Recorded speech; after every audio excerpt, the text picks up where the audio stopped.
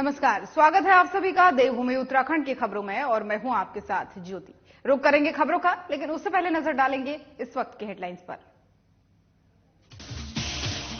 केंद्र सरकार ने उत्तराखंड को दिया बड़ा तोहफा। प्रधानमंत्री ग्रामीण सड़क योजना के तहत आने वाले 108 सड़कों को दी मंजूरी। प्रदेश के ग्रामीण क्षेत्रों को मिलेगा लाभ। देहरादून में जिला निर्वाचन अधिकारी सोनिका ने की बैठक। लोकसभा निर्वाचन 2024 की तैयारियों के लिए जानकारी संबंधित अधिकारियों को दिए आवश्यक दिशा निर्देश। हल्द्वानी हिंसा के मास्टरमाइंड समेत 9 उपद्रवियों के पोस्टर जारी। शहर में जगह जगह वांछित उपद्रवियों के पोस्टर दिए गए। चस्पा बनभुलपुरा क्षेत्र में कर्फ्यू में दी गई छूट। उत्तराखंड परिवहन निगम की अनुबंधित बसों के खिलाफ भड़के चालक। ऋषिकेश के बडोली चौक पर लगाया जाम। बस संचालकों की पुलिस से हुई नोकझोंक। धनौरी में देर रात ज्वेलर्स की दुकान में चोरी की वारदात। चोरों ने लाखों के जेवरात पर किया हाथ साफ। सूचना के बाद मौके पर पहुंची पुलिस कर रही जांच पड़ताल। और बुलेटिन की शुरुआत करेंगे बड़ी खबर के साथ। दिल्ली से नई बड़ी खबर आ रही है, जहां पर केंद्र सरकार ने उत्तराखंड को एक बड़ा तोहफा दे दिया है। तो बड़ी और अहम जानकारी ये सामने आ रही है, जहां पर केंद्र ने उत्तराखंड को बड़ी सौगात दे दी है। प्रधानमंत्री ग्रामीण सड़क योजना के तहत आने वाली 108 सड़कों को मंजूरी दे दी गई है। उत्तराखंड के ग्रामीण क्षेत्रों को इससे लाभ मिलने वाला है। नई दिल्ली में ग्राम्य विकास मंत्री गणेश जोशी ने केंद्रीय ग्रामीण विकास मंत्री गिरिराज सिंह से भेंट की है।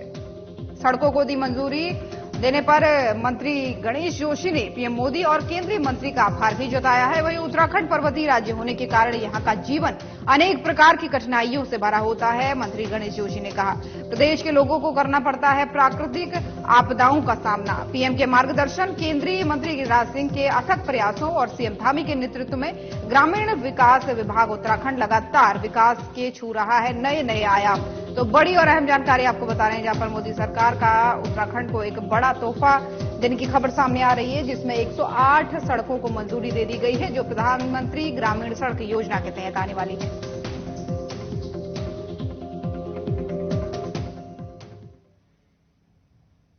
पहाड़ी क्षेत्र में उत्तराखंड परिवहन निगम की अनुबंधित बसें संचालित होने से प्राइवेट बस चालक जो हैं वो भड़क गए हैं। उत्तराखंड बस ऑपरेटर महासंघ के बैनर तले मालिक और चालकों ने बडोनी चौक पर सांकेतिक जाम लगा दिया और सूचना मिलते ही पुलिस मौके पर पहुंची। साथ ही आपको बता दें कि पुलिस ने जाम खुलवाने का प्रयास किया, तो वहीं मालिक चालक पुलिस के साथ उलझ गए। काफी देर तक पुलिस और चालकों के बीच तीखी नोकझोंक भी इस दौरान देखी गई। आखिर में नायब तहसीलदार के माध्यम से मालिक और चालकों ने मुख्यमंत्री को एक ज्ञापन इसके मामले में पूरा भेजा है, जिसमें आपको बता दें कि उत्तराखंड परिवहन निगम की अनुबंधित बसों का संचालन पहाड़ पर रोकने और टैक्स वृद्धि नहीं करने की मांग की गई है। वहीं मांग पूरी नहीं होने पर उत्तराखंड बस ऑपरेटर महासंघ ने सभी टैक्सी वाहनों के साथ मिलकर पूरे राज्य में चक्का जाम धरना प्रदर्शन करने की चेतावनी भी दे दी है। वहीं पहाड़ों में अपनी सेवा देने वाली बस कंपनी टीजीएमओ के अध्यक्ष जितेंद्र सिंह नेगी ने इस मामले में बताया है कि लगातार पहाड़ से पलायन हो रहा है, जिस कारण से बसों को 50% सवारी भी नहीं मिल रही है। ऐसे में उत्तराखंड परिवहन निगम की अनुबंधित बसें यदि पहाड़ पर संचालित होंगी तो उसकी बसों की सवारी और ज्यादा कम मिलने की संभावना है, जिसमें प्राइवेट बसों के मालिक और चालकों के आगे आर्थिक तंगी खड़ी हो जाएगी।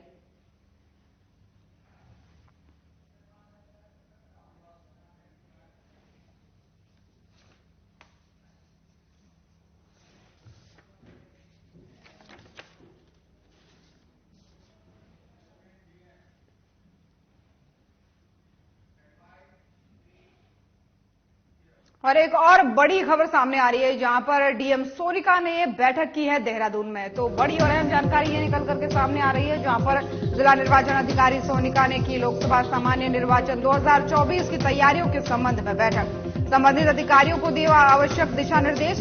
नोडल निर्वाचन में अधिकारी चेक लिस्ट तैयार कर कर्मियों और उपकरणों की समय पर करें मांग। निर्वाचन में किसी भी प्रकार की गलती की कोई गुंजाइश नहीं होनी चाहिए। सभी अधिकारी गंभीरता से अपने दायित्वों का निर्वहन करें, ये भी डीएम सोनिका द्वारा कहा गया है। वहीं नोडल अधिकारियों को आपसी समन्वय से कार्य कर बेहतर समन्वय बनाकर कार्य करने की सलाह दी गई है। वोटर जागरूकता को लेकर अभियान चलाने की बात कही गई है। आवश्यक सेवा वाले विभागों के वाहनों को अधिग्रहण से करें मुक्त।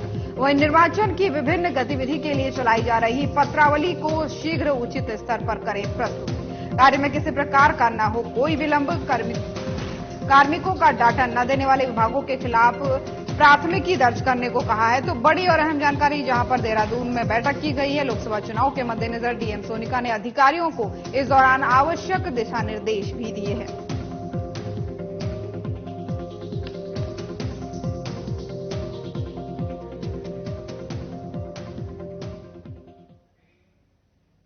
और खबरों में रुकेंगे एक छोटे से ब्रेक के लिए, जल्द हाजिर होंगे।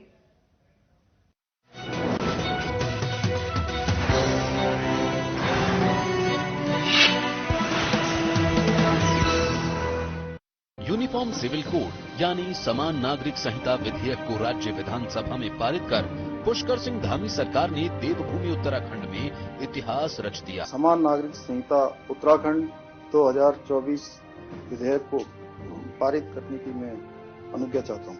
विधेयक के पारित होते ही उत्तराखंड बन गया है स्वतंत्र भारत का पहला ऐसा राज्य जिसने संविधान निर्माताओं के समान नागरिक संहिता के लिए देखे गए स्वप्न को धरातल पर उतारने की दिशा में मजबूती से कदम बढ़ाए।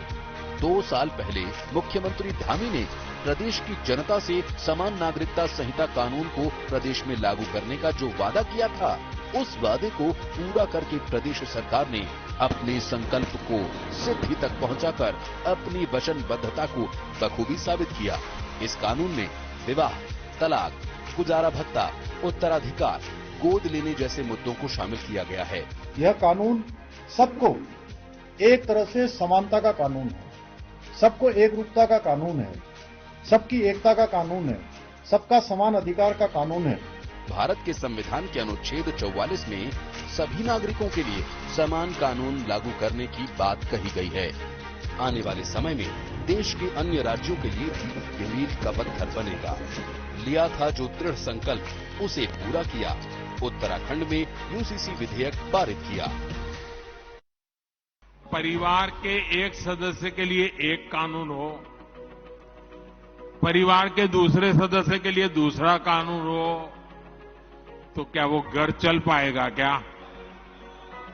फिर ऐसी दोहरी व्यवस्था से देश कैसे चल पाएगा? हमें याद रखना है कि भारत के संविधान में भी नागरिकों के समान अधिकार की बात कही गई है। प्रधानमंत्री जी के मार्गदर्शन में उत्तराखंड के मुख्यमंत्री श्री पुष्कर सिंह धामी ने समान अधिकारों के संकल्प की सिद्धि में महत्वपूर्ण कदम बढ़ाकर एक नया इतिहास रच दिया है। आजादी के बाद देश का पहला समान नागरिक संहिता विधेयक उत्तराखंड विधानसभा में पारित हो गया है, जिसके साथ Uttarakhand uniform civil code bill pass करने वाला देश का पहला राज्य बन गया है। उत्तराखंड में एक ऐसे काम की शुरुआत हो रही है, एक ऐसा काम आगे बढ़ रहा है जिसकी प्रतीक्षा देश को लंबे समय से थी। इसमें जहां मैं अपने नेतृत्व का धन्यवाद करना चाहता हूं कि उन्होंने हमारा मार्गदर्शन किया, आदरणीय प्रधानमंत्री जी का, साथ ही साथ मैं उत्तराखंड की देवतुल्य जनता का भी मैं दिल से उनका आभार व्यक्त करना चाहता हूं, उनको प्रणाम करता हूं, नमन करता हूं। विधेयक में एक समान सामाजिक नियम लागू करके सभी भेदभाव और कुरीतियां समाप्त करने का प्रावधान है। विधेयक में सभी धर्म समुदायों में विवाह, तलाक, गुजारा भत्ता और विरासत के लिए एक ही कानून का प्रावधान है। समान नागरिक संहिता विधेयक लैंगिक समानता को बढ़ावा देने और सभी नागरिकों के लिए कानूनी प्रक्रिया को सरल और सुलभ बनाने में बेहद महत्वपूर्ण है। हर उत्तराखंड वासी को बराबरी का अधिकार दिलाने के लिए राज्य सरकार प्रतिबद्ध है। समान नागरिक, समान अधिकार।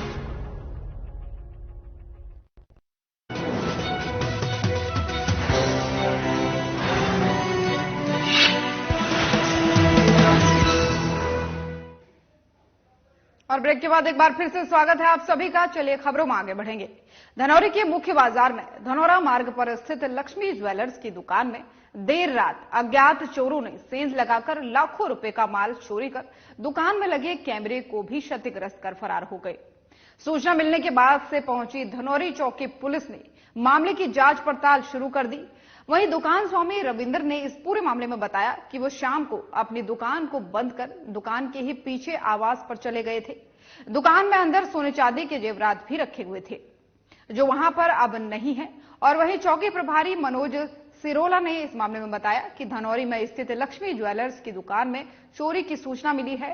चोरों ने दुकान का शटर काटकर और अंदर चैनल का लॉक तोड़कर उसमें रखा सामान चोरी कर चोर फरार हो गए। सिर्फ अलमारी में कोई नुकसान नहीं हुआ है। अभी कितने का नुकसान हुआ है, कितने की चोरी हुई है, तहरीर अभी नहीं आई है। तहरीर के आधार पर उसका पूरा आकलन किया जाएगा, उन्होंने बताया। और साथ ही फॉरेंसिक टीम भी सहयोग में लगी हुई है। जल्दी मामले का खुलासा कर दिया जाएगा। मैं शाम को दुकान बढ़ाकर चले गया, सब चीज नॉर्मल थी।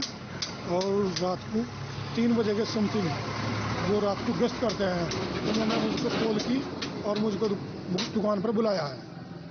तब देखा मैंने कि दुकान का शटर फटा हुआ है। पहले कि शटर का गेट तोड़ा गया, उसके बाद अंदर का जो चैनल गेट था, चैनल गेट को भी तोड़ा गया है। उसके बाद चोरी को अंजाम दिया गया। जो मेन शटर है पूरा खुलने के बाद ही बता पाऊंगा कि मेरा नुकसान कितना हुआ है। मेरे साथ 2009 में ये घटना हुई थी जिसका कोई खुलासा नहीं हुआ था, और अब दोबारा भी मेरे साथ ऐसा ही काम हो गया है। मेरी इस पहले की और अब की चोरी का खुलासा किया जाए। और ऋषिकेश कोतवाली क्षेत्र के अंतर्गत जाटव बस्ती में रहने वाले एक युवक ने संदिग्ध परिस्थितियों में फांसी लगाकर आत्महत्या कर ली। आपको बता दें कि पुलिस ने इस मामले में शव को कब्जे में लेकर के पोस्टमार्टम के लिए भेज दिया। साथ ही साथ फिलहाल जो है फांसी लगाने की वजह का पता नहीं चल पाया है। लेकिन ऋषिकेश कोतवाली पुलिस के मुताबिक ऋषिकेश राजकीय चिकित्सालय की ओर से पुलिस को इस मामले की सूचना मिली कि जाटव बस्ती निवासी 38 साल के संदीप को मृत अवस्था में अस्पताल लाया गया है। सूचना के आधार पर पुलिस अस्पताल में पहुंची, जहां पर आपको बता दें कि परिजनों से पूछताछ करने पर पुलिस को पता चला कि संदीप ने देर रात अपने कमरे में पंखे से लटक कर फांसी लगा ली थी।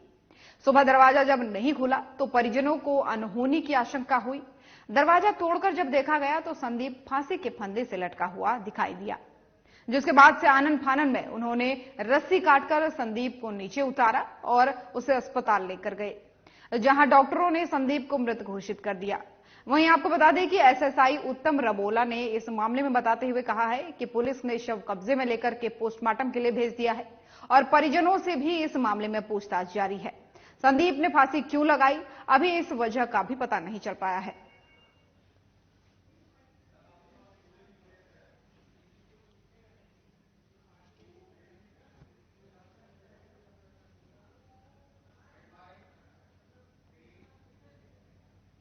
और देहरादून से इस वक्त की एक और बड़ी खबर सामने आ रही है, जहां पर वरिष्ठ पुलिस अधिकारियों की बैठक हुई है। पुलिस मुख्यालय में सचिव गृह शैलेश बगौली ने वरिष्ठ पुलिस अधिकारियों के साथ की पुलिस विभाग द्वारा किए जा रहे कार्य और विभिन्न मुद्दों को लेकर बैठक में डीजीपी अभिनव कुमार सहित पुलिस के वरिष्ठ अधिकारी भी रहे मौजूद। कार्मिक प्रोविजनिंग, आधुनिकीकरण, पुलिस कल्याण, कानून व्यवस्था, ड्रग्स, साइबर क्राइम सहित कई मुद्दों पर इस बैठक में विस्तृत चर्चा हुई है। कुमाऊं परिक्षेत्र में एसडीआरएफ की नई बटालियन खोले जाने पर भी इसमें बातचीत हुई है। वहीं उत्तराखंड शासन और पुलिस विभाग एक टीम के रूप में कार्य करने के लिए संकल्पित है, ये इस बैठक में डीजीपी अभिनव कुमार ने कहा है। केंद्र और राज्य सरकार के विजन और प्राथमिकताओं को धरातल पर लाने के लिए उत्तराखंड पुलिस प्रयासरत है।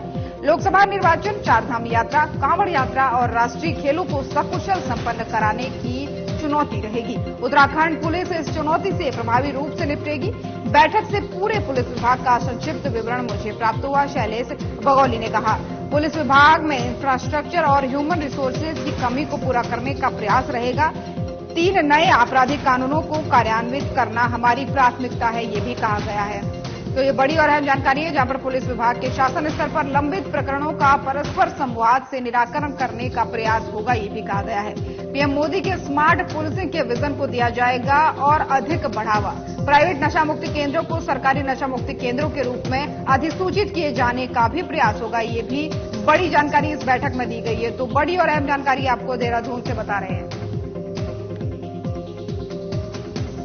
आज ये पहला मेरा इंटरेक्शन था पुलिस डिपार्टमेंट के साथ, और पीएचक्यू में आज करीब 2 घंटे की हम लोगों ने मीटिंग की है। देखिए, मेरा मानना है कि जैसे प्रधानमंत्री जी मोदी जी ने कहा है कि स्मार्ट पुलिसिंग की बात हम लोगों को करनी चाहिए, कि कैसे हम लोग और अच्छे तरीके से और साइंटिफिक टूल्स यूज करते हुए, टेक्नोलॉजी को यूज करते हुए कैसे हम लोग अच्छी पुलिसिंग कर सकते हैं, इन्वेस्टिगेशन को और साइंटिफिक कर सकते हैं, और बेसिकली जो हमारी 3 एक्ट भारत सरकार ने लागू किए हैं उस पे उसको कैसे इफेक्टिवली इम्प्लीमेंट कर सकते हैं, इस बारे में हम लोगों ने आज यहाँ पे चर्चा की है। और ये तीनों एक्ट्स में जो लिखा है कि स्मार्ट पुलिसिंग की ही बेसिकली इसमें बात कही हुई है, और इसका जो कोर में स्मार्ट पुलिसिंग है कि साइंटिफिक एविडेंसेस, साइंटिफिक इन्वेस्टिगेशन आदि चीजों की इसमें बात कही है। दूसरा एक इम्पोर्टेंट बात यह है कि हमारा जो प्रदेश है एक तरह से डिजास्टर प्रोन भी है, और इसके अलावा हमारा एक टूरिस्ट फ्रेंडली स्टेट है, काफी टूरिस्ट यहाँ पर आते हैं, तो उस लिहाज से पुलिस डिपार्टमेंट की रिस्पॉन्सिबिलिटी और भी ज्यादा बढ़ जाती है, और हमारा पुलिस विभाग काफी अच्छे तरीके से उसमें काम कर रहा है, और उसको और बेहतर हम लोग कैसे कर सकते हैं, एक आइडियल स्टेट बनने की तरफ हम लोग पुलिस डिपार्टमेंट के लिहाज से कैसे जा सकते हैं आगे, उसके बारे में आज हम लोगों ने चर्चा की है। इसके अलावा जो हमारी पुलिस फोर्स है उनकी क्या क्या समस्याएं हैं, उनकी चाहे आवास की समस्या हो, उनकी व्हीकल्स की समस्या है, उनके बारे में भी आज हम लोगों ने बात की है, और कैसे हम लोग पीएचक्यू और शासन मिलकर के कैसे हम लोग उनको एड्रेस कर सकते हैं उसके बारे में बात की है। और आने वाले समय में हम सभी लोग मिल करके ये सारी समस्याओं को दूर करने के लिए और एक होम डिपार्टमेंट को पूरे देश में एक आइडियल होम डिपार्टमेंट बनाने की दिशा में हम लोग काम करेंगे। आज इसी बारे में चर्चा हुई है। मैं डीजीपी साहब का और उनकी पूरी टीम का भी आज के इंटरेक्शन के लिए बहुत बहुत धन्यवाद करता हूं। सचिव साहब, पहली बार जस्ट 4 दिन पहले आपने चार्ज लिया था होम डिपार्टमेंट का, तो मेरे आग्रह पे आप आज यहाँ पुलिस हेडक्वार्टर्स आए और सारे ऑफिसर्स के साथ इंटरेक्शन हुआ है, और हम लोगों ने एक जो विभाग के बारे में एक प्रस्तुतिकरण दिया था, उसकी हम आपको उसकी थोड़ी सा एक प्रेस रिलीज अभी बना के दे देंगे, उसके क्या क्या महत्वपूर्ण अंश थे, इसमें हमने डिपार्टमेंट की ओर से क्या प्रायोरिटीज हैं, कुछ समस्याएं हैं, कुछ प्राथमिकता है, उनके बारे में आपको अवगत कराया, और उसके बाद आपने भी अपना जो एक एज होम सेक्रेटरी आपकी क्या प्रायोरिटीज हैं, क्या एक्सपेक्टेशंस हैं गवर्नमेंट की पुलिस डिपार्टमेंट से, पब्लिक की क्या उसके बारे में बताया। और यहाँ पर रुकेंगे एक छोटे से ब्रेक के लिए, जल्द हाजिर होंगे।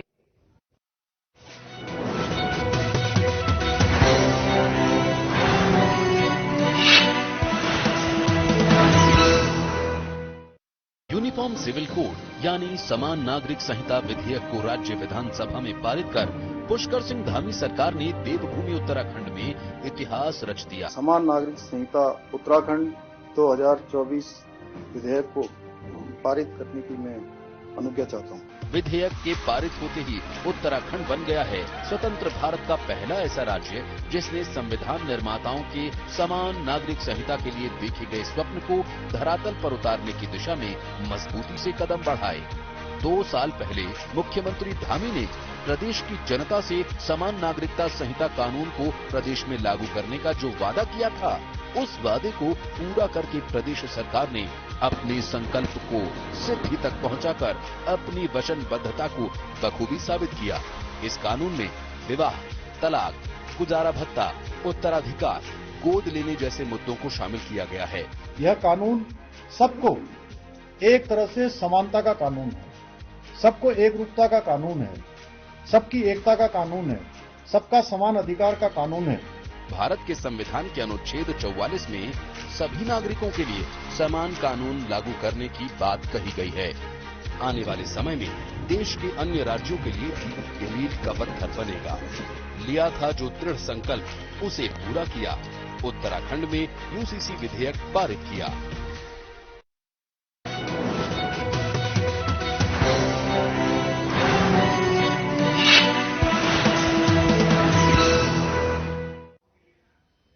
ब्रेक के बाद एक बार फिर से स्वागत है आप सभी का। चलिए खबरों में आगे बढ़ेंगे और बड़ी खबर सामने आ रही है यहाँ पर हल्द्वानी से, जहाँ पर आपको बता दें कि नैनीताल पुलिस ने बनभूलपुरा हिंसा में शामिल 9 वांछित उपद्रवियों के पोस्टर जारी कर दिए हैं। शहर में जगह जगह वांछित उपद्रवियों के पोस्टर किए गए हैं चस्पा। पुलिस की टीमें लगातार उपद्रवियों की संभावित ठिकानों में कर रही है तलाश। बनभूलपुरा क्षेत्र में कर्फ्यू में दी गई और छूट। अतिक्रमण मुक्त स्थल की 100 मीटर की परिधि में रहेगा कर्फ्यू।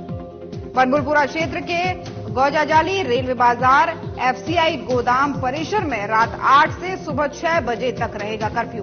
मास्टरमाइंड अब्दुल मलिक सहित वांछित उपद्रवियों के घर की पुलिस ने की है कुर्की। पुलिस और नगर निगम की टीम ने घर से सोफा, चारपाई, गद्दे, टीवी, फ्रिज और पंखा सहित घर में रखा सामान भी जब्त कर लिया है। हिंसा में मास्टरमाइंड अब्दुल मलिक की और संपत्तियों की भी हो सकती है कुर्की। नगर निगम ने अतिक्रमण स्थल से मलबा हटाने का कार्य भी शुरू कर दिया। तो बड़ी और अहम जानकारी आपको बता रही, जहाँ पर नैनीताल पुलिस ने बनभूलपुरा हिंसा में शामिल 9 वांछित उपद्रवियों के पोस्टर जारी कर दिए गए।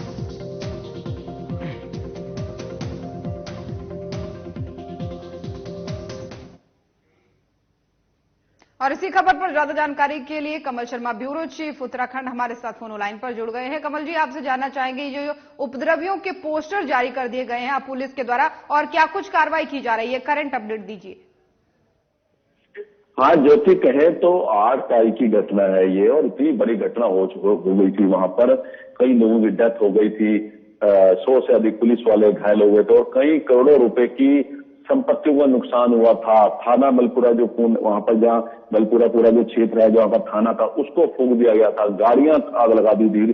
तो बहुत बड़ी घटना हुई थी और उसके बाद तत्काल वहां पर कर्फ्यू लगा दिया गया था और दंगाइयों को गोली मारने के आदेश दे दिए गए थे। तो उसके बाद अगर कहें तो लगातार ये स्थिति सुधरती धीरे धीरे हुई है। आज अगर हम कहें तो 17 तारीख हो चुकी है, अगर हम कहें तो लगभग 9 से 10 दिन हो चुके हैं। तो अब जो मुख्य आरोपी हैं, जो 9 लोग हैं, जो उनके अब पोस्टर बना के पूरे उस क्षेत्र में अन्य जगह पर चिपका दिए हैं, ताकि बताया जा रहा है कि ये नए अभियुक्त फरार चल रहे हैं और किसी को भी इसके बारे में कुछ सुनो तत्काल पुलिस को दी जाए ताकि इन लोगों को गिरफ्तार किया जाए। तो इसको लेकर लगातार पुलिस जहां जहां कुछ जानकारी मिल रही है लगातार दबिश दे रही है और इन लोगों को गिरफ्तार करने का प्रयास कर रही है। साथ ही पुलिस ने इन लोगों के जो लोग थे इनका कुर्की भी कर दिया, घर का सामान ये सामान भी जब्त कर लिया गया और लगातार इनके खिलाफ कड़ी से कड़ी कार्रवाई की जा रही है। और अब आप कहें तो पूरा माहौल धीरे धीरे काफी शांत हो गया। रात का कर्फ्यू रह गया, 8 बजे से सुबह 7 बजे तक कर्फ्यू रहता है और जहां ये मेन घटना हुई थी 100 मीटर की परिधि है जहां अतिक्रमण मुक्त स्थल था वहां पर रह गया और दिन में छूट दे दी गई है। और पर पुलिस पूरी चौकसी बरत रही है, शासन प्रशासन की लोग कि ये घटना को कोई अब दोबारा कोई घटना ना हो, तो इसको लेकर काफी वहां पर सख्ती बरती जा रही है। और नगर जहां अतिक्रमण स्थल था वहां मलबा जो पड़ा हुआ था काफी देर जब मलबा उठाया था उसके बाद इतना झगड़ा वगैरह उठा नहीं पाई थी। अब धीरे धीरे नगर निगम की टीम वहां से मलबे को उठा रही है और सबसे बड़ी बात है लगातार अब पुलिस कार्रवाई कर रही है और जो मेन अभियुक्त हैं उनके पोस्टर भी जगह जगह चिपका दिए गए हैं, बता दिया गया कि ये मेन अभियुक्त है। उनकी पुलिस गिरफ्तारी के लिए लगातार दबिश कर रही है और लोगों को भी कहा है कि यार ये लोग कहीं भी दिखे, कहीं ऐसी सूचना मिले तत्काल पुलिस दे दिया है ताकि इन लोगों को गिरफ्तार किया जा सके। बिल्कुल, ये तो देखा जा रहा है कि पुलिस लगातार कार्रवाई कर रही है कमल जी, लेकिन एक चीज जानना चाहेंगे क्योंकि 10 दिन लगभग हो चुके हैं आप घटना को और उसके बावजूद भी 9 लोगों के और पोस्टर जारी किए जा रहे हैं। दिन ब दिन चुनौती जो है पुलिस को इन उपद्रवियों को गिरफ्तार करने की बढ़ती जा रही है। हाँ बिल्कुल सही बात है ज्योति, क्योंकि लगातार पहले जब घटना हुई थी उस टाइम ये कहा था कि घटना को लोगों को जो इतनी बड़ी घटना हुई थी उसको कैसे रोका जा सके, तो पुलिस एकदम एक्शन में आई थी। पहले मेट्रो फोर्स यहाँ पर मंगाई गई थी और भी कर्फ्यू लगातार लगाया था और लगातार कर्फ्यू जारी भी रहा। तो पहले तो ये था उपद्रवियों को रोका जा सके, जो बवाल जो बढ़ रहा था आसपास के क्षेत्रों में, जैसे वनपुरा पुल था, हल्द्वानी था और अन्य क्षेत्रों में भी ये हिंसा ना बढ़े, तो इसको रोकने के लिए तत्काल प्रयास किए गए थे कि और अन्य क्षेत्रों में मिला ये हिंसा को आगे बढ़ते जाए, फिर आगे और दिक्कतें आ जाएंगी। तो फिर धीरे जैसे हुआ फिर इनको जब ये मामला शांत हुआ तो इनको पहचानने के लिए इनकी जो फुटेज हो निकाली, अन्य चीज निकाली, दंगाइयों को और काफी 40 से अधिक लोगों को गिरफ्तार भी कर चुका। अब जो मेन अभियुक्त है जो बताया जा रहा है कि मेन दंगों में जो शामिल थे जो एक साजिश के तहत हुआ है, अब इनकी धीरे धीरे तलाश तेज शुरू हो रही है। पोस्टर भी जगह जगह छिपा रही है, इनकी फोटो के पोस्टर जगह जगह लगा दिए, इनकी घर की कुर्कियां की जा रही है। तो पुलिस लगातार प्रयास कर रही है कि इन मेन अभियुक्तों को जल्दी से जल्दी यहाँ पर गिरफ्तार किया जाए और यह भी है कि आगे इस प्रकार की घटना ना हो, आगे कहीं भी, क्योंकि ये देवभूमि है, यहाँ पर बड़ा शांति का माहौल रहता है। वही लगातार राज्य के मुख्यमंत्री पुष्कर सिंह ने कहा था कि भविष्य में इस प्रकार की दोबारा हिंसा ना हो, तो इसलिए कड़े कदम उठाया जा रहा है, संगीन धाराओं में मुकदमा चल जा रहा है और ऐसे खिलाफ कड़ी से कड़ी कार्रवाई होगी। वही स्थिति अब देखने को मिल रही है, पुलिस लगातार कड़ी से कड़ी कार्रवाई करते हुए नजर आ रही है। बिल्कुल, क्योंकि जब तक ये लोग गिरफ्तार नहीं होंगे तब तक कहीं ना कहीं एक खतरा मंडराता रहेगा, क्योंकि अगर इतनी बड़ी संख्या में लोग बाहर हैं, 9 पोस्टर जारी किए जा रहे हैं, तो हो सकता है कि और कहीं बड़े स्थलों को भी नुकसान पहुंचाने की कोशिश करें। इसमें एक सवाल और बनता है कि कर्फ्यू में ढील देने की जो बात कही जा रही है उसमें पहले दुकानों के खुलने का समय निश्चित था और अब आप कह रहे हैं कि कुछ और ढील बढ़ा दी गई है। एक तो उनमें क्या क्या शामिल है और दूसरा जो परिधि क्षेत्र आपने बताया कि कर्फ्यू का अब वो 100 मीटर रह गया, उसको लेकर के थोड़ा सा और अपडेट दीजिए। आज ज्योति कहें तो जो जहां ये मेन अतिक्रमण जहां हटाया गया था और जहां मेन बवाल हुआ था और वहां पर अब पुलिस ने अपनी चौकी बना दी है और उसके जो थाना है वो भी वहीं पर अब बनेगा, क्योंकि जहां थाना था वहां पर थाना जला दिया था, फूंक दिया था दंगाइयों ने। थाना भी इस स्थान पर बनेगा। बड़ी बात है कि जो मेन अति आवश्यक चीजें हैं वहां दुकानों में काफी छूट दी है, लेकिन अभी भी कई दुकानें काफी बंद पड़ी है। पर पुलिस ये प्रयास कर रही है कभी भी अब इस प्रकार की घटना ना हो। और जो कर्फ्यू है रात के 8 बजे से सुबह 7 बजे तक कर्फ्यू रहेगा और दिन के टाइम जिस एरिया में हुआ था 100 मीटर परिधि वहां पर कर्फ्यू जारी है। लगातार पुलिस का प्रयास हम देख ही रहे हैं और ये प्रयास है भी कि जल्द से जल्द इन लोगों की गिरफ्तारी हो सके। फिलहाल बहुत बहुत धन्यवाद आपका तमाम सारी जानकारियों के लिए। तो देवभूमि उत्तराखंड की खबरें देख रहे थे आप। खबरों में फिलहाल इतना ही। नमस्कार।